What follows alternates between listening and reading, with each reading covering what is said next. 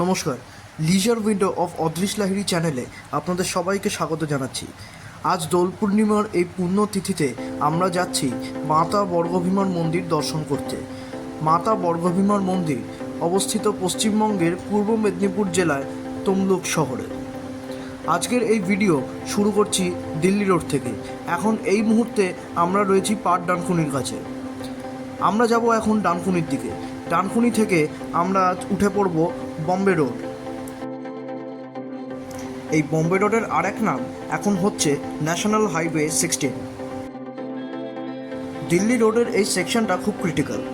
বাঁ দিক দিয়ে চলে যাচ্ছে বালিঘাট যাওয়ার রাস্তা বা বালি হল্ট যাওয়ার রাস্তা, যেখান দিয়ে আমরা চলে যেতে পারি দক্ষিণেশ্বর, আর সোজা চলে যাচ্ছে বম্বে রোড। এখানে রাস্তাটা আস্তে আস্তে উঁচু হয়ে যাচ্ছে, তারপর এইখান থেকে টোল রোড শুরু হয়ে যাচ্ছে। এই রাস্তায় যারা যাবেন তাদের প্রথম টোল পড়বে ধুলাগড়ি টোল প্লাজা। আমাদের আজকের এই যাত্রায় শুধুমাত্র ধুলাগড়ি টোল প্লাজাতেই আমরা টোল দেব, অন্য কোনো টোল প্লাজা আমরা পাবো না। ন্যাশনাল হাইওয়ে 16, যার আগের নাম ছিল বম্বে রোড অথবা মুম্বাই রোড। তো এই ন্যাশনাল হাইওয়ে 16কে ইকোনমিক করিডোর 1 বলা হতো, অথবা মুম্বাই কলকাতা হাইওয়ে। এই রাস্তা আগে চলে গিয়েছিল পুরো বোম্বে পর্যন্ত, কিন্তু 2010 সালে ministry of road transport and highways থেকে একটি নোটিফিকেশন জারি করা হয়, যেখান থেকে এই রাস্তাটা, অর্থাৎ যে রাস্তা দিয়ে আমরা এখন যেতে চলেছি, যে সেকশনটা খড়গপুর, কোলাঘাট অ্যান্ড কলকাতা সেকশন, সেই রাস্তাটি এখন অন্তর্ভুক্ত হয়ে গেছে ন্যাশনাল হাইওয়ে 16। তাই আমরা এখন এই বম্বে রোডকে ন্যাশনাল হাইওয়ে 16ও বলতে পারি। আর এই ন্যাশনাল হাইওয়ে 16 চলে গেছে চেন্নাই পর্যন্ত। যদিও এই রাস্তার নতুন নাম দেওয়া হয়েছে 2010 সালে, স্থানীয়রা এই রাস্তাকে বম্বে রোড বলেই বলে।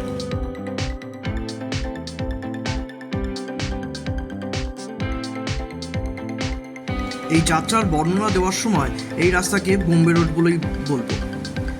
বম্বে রোড এটি একটি 6 লেন হাইওয়ে। এর বাঁদিকে চলে গেলে আমরা চলে যেতে পারবো শালকিয়ার দিকে, আর সোজা চলে গেলে আমরা চলে যাব কোলাঘাটের দিকে। অন্য সময় এই রাস্তা থাকে প্রচণ্ড কনজেস্টেড আর প্রচণ্ড জাম হয় এখানে। গাড়ির স্পিড প্রায় তোলা যায় না বললেই চলে। আর এই রাস্তায় চলে প্রচুর রুটের বাস রয়েছে, যেমন কলকাতা থেকে সাঁতরাগাছি যাওয়ার প্রচুর বাস রয়েছে, যে বাসগুলো সল্টলেক পর্যন্তও চলে যায়। আবার মেদিনীপুর যাওয়ারও প্রচুর বাস রয়েছে, দীঘা যাওয়ারও বাস যায় এই রাস্তা দিয়ে, আর পুরী যাওয়ারও বাস যায় এখান দিয়ে।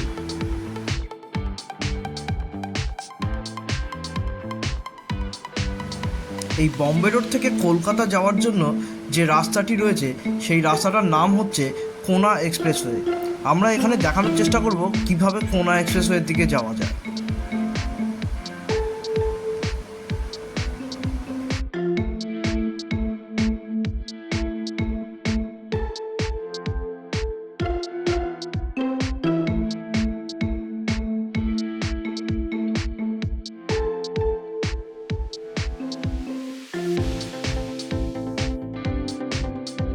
এখন আমরা যে জায়গাটা দিয়ে যাচ্ছি, এই জায়গাটি পড়ে হাওড়া জেলার মধ্যে।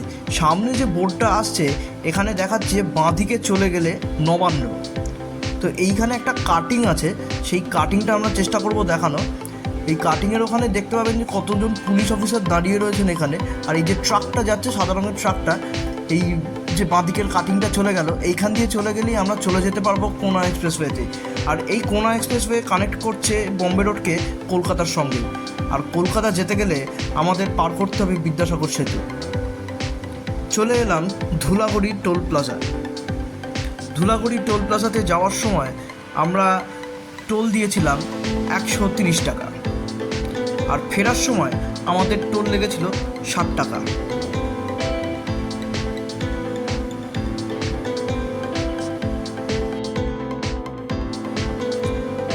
আজকের যাত্রার একটি বিশেষ উদ্দেশ্য রয়েছে।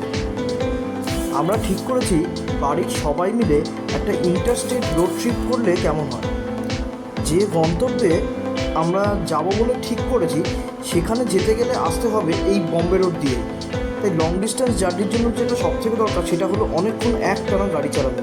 যেহেতু আমাদের অভিজ্ঞতা কম, একটানা গাড়ি চালানো সেভাবে আমাদের কখনো হয়ে ওঠে না সিটি রাইড করার ফলে, তাই আমরা আজকে ঠিক করেছি এই বম্বে রোড দিয়েই যাবো।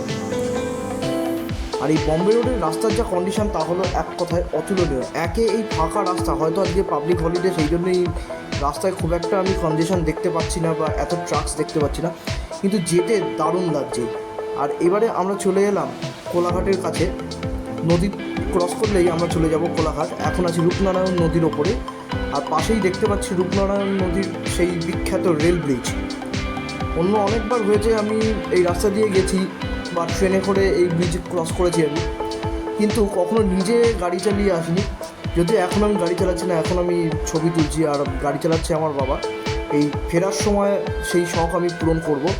কিন্তু আজকে এই রূপনারায়ণ সেতুকে দেখতে জাস্ট মায়াবী লাগছে। ওয়েদারটা এত সুন্দর, হালকা একটা এখন রোদ রয়েছে আর বেশিরভাগটাই মেঘলা, দারুণ লাগছে এই রূপনারায়ণ নদীর ব্রিজ।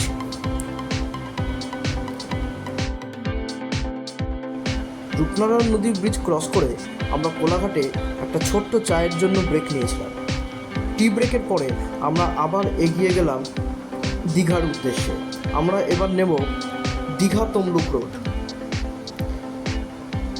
কোলাঘাটের পাশ দিয়ে আমরা যখন যাব, এখান দিয়ে তমলুক যাওয়ার দুটি রাস্তা রয়েছে, একটি টোল রোড রয়েছে, একটি নো টোল রোড রয়েছে। আমরা যেটা টোল রোড নয় সেই রাস্তা দিয়ে আমরা গিয়েছিলাম। টোল রোড দিয়ে না যাওয়ার ফলে এখানে একটা কারণ অবশ্যই আছে, কারণ যে রাস্তাটা, সেই রাস্তাটার কিন্তু সৌন্দর্য দারুণ। চেনা শহরের রাস্তার থেকে এই রাস্তাটি অনেকটাই আলাদা। রাস্তা এখানে একটু সরু হয়ে যাবে, যদিও টোল রোড দিয়ে গেলে আমরা অনেক তাড়াতাড়ি পৌঁছে যেতে পারতাম, কিন্তু সকাল সকাল এই রকম আজকের দিনে ফাঁকা গ্রামের রাস্তা দিয়ে যাওয়ার মজাই আলাদা। তাই আমরা যে রাস্তায় টোল নেই সেদিক দিয়ে গেলাম। আর এইখান দিয়ে যাওয়ার সময় আমরা যে চিমনিগুলো দেখতে পাচ্ছি, এগুলো কিন্তু কোলাঘাট থার্মাল পাওয়ার প্ল্যান্টের চিমনি।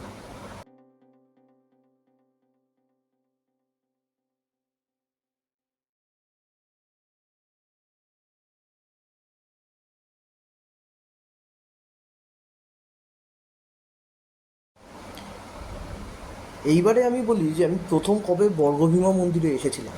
আমি প্রথম বর্গভীমা মন্দির এসেছিলাম অগস্ট 2015 সাল। তখন বাবার সঙ্গে একবার আমি বেড়াতে এসেছিলাম হলদিয়াতে। তখন বাবার এক বন্ধু এখানে কাজ করতেন, তো উনি আমাদের নেমন্তন্ন করেছিলেন। তার সঙ্গে আমরা প্রথমবার হলদিয়াতে জাহাজ দেখতে গিয়েছিলাম, আর ফেরার সময় তিনি আমাদের বলেছিলেন বর্গভীমা মন্দিরে আসতে। আর সেই থেকে আমরা বেশ কয়েকবার এই বর্গভীমা মন্দিরের এখানে ঠাকুরের দর্শন করতে এসেছি।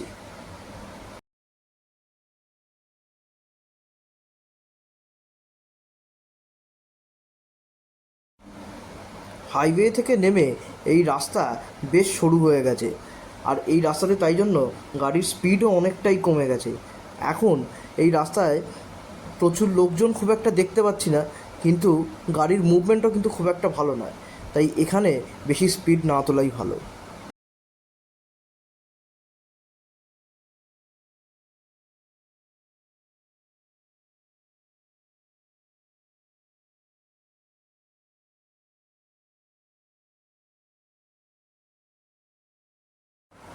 এই রাস্তাটা যেখানে গিয়ে মিশেছে সেটি হলো সেই স্টেট হাইওয়ে যেখানে টোল নেয়। আমরা যদিও সেই টোল রোডটা নিয়ে নিই, তো ওই যেখানে গিয়ে টোল রোডটায় মিশছে আমরা ঠিক সেই জাংশন থেকে নিয়ে নেব বাঁদিকে গেলেই আমরা পৌঁছে যাব বর্গভীমা মন্দির। আর সেই রাস্তাটার নাম হলো তমলুক পাঁশকুড়া রোড।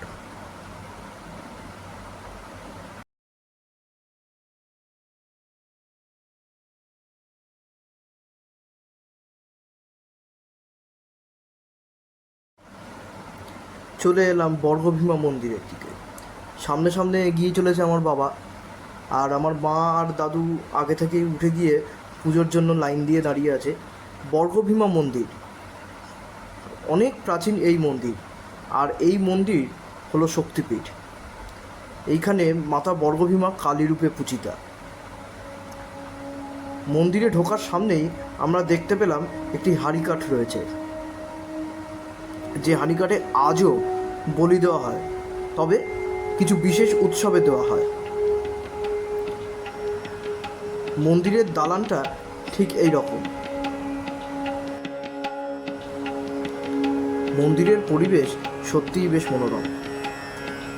এখন আগে যাব পুজো দিয়ে মাতা বর্গভীমার দর্শন করার জন্য।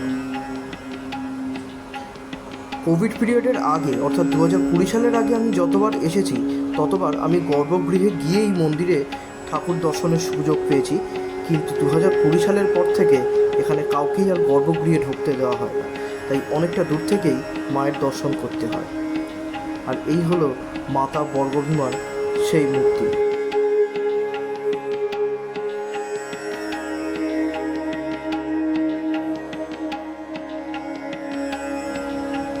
মন্দিরের পাশে একটি বিশাল দালান রয়েছে, আর সেই দালানের দিক দিয়ে নেমে গেলে চলে যাওয়া যায় একটি বিশাল পুকুরের ধারে।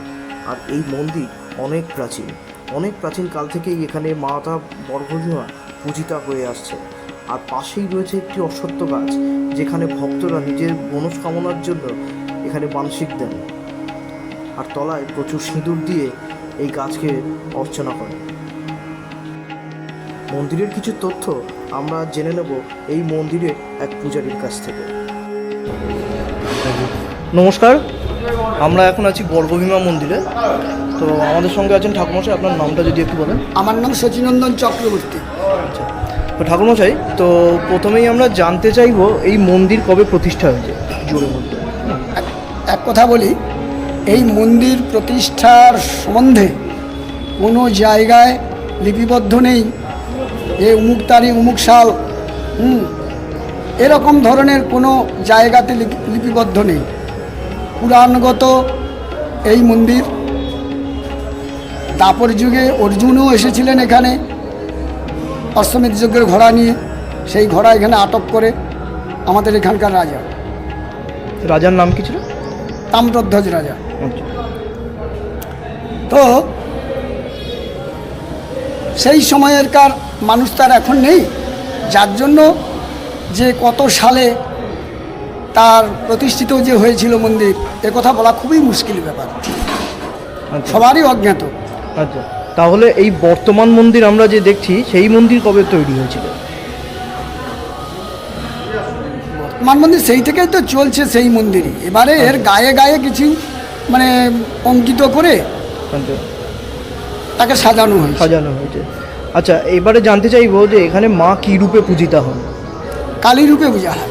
আচ্ছা, তো এখানে কি বিশেষ কোনো উৎসব হয় কালী পুজোর সময়, বা কালী পুজো ছাড়া অন্য কোনো বিশেষ উৎসব হয়? বিশেষ পুজো হয়, আর মায়ের একদম তিথি পুজো হয়, জন্মতিথি নামাঙ্কিত বৎসরে একবার পুজো হয়। সেই পুজোটা বিশেষ ধরনের পুজো হয়, সপ্তশতী যজ্ঞ হিসাবে সপ্তশতী যজ্ঞ করা হয়। তাতে বহু পুরোহিতের আনাগোনা। আচ্ছা, অনেকে বলে থাকেন যে এই মন্দির হচ্ছেন মায়ের সতীপীঠ। আচ্ছা, এখানে মায়ের কোন অঙ্গ পড়েছিল? মায়ের পড়েছিল সতীর বাম গুল্ফ পড়েছিল। আচ্ছা, এটা বাম পায়ের গোড়ালি।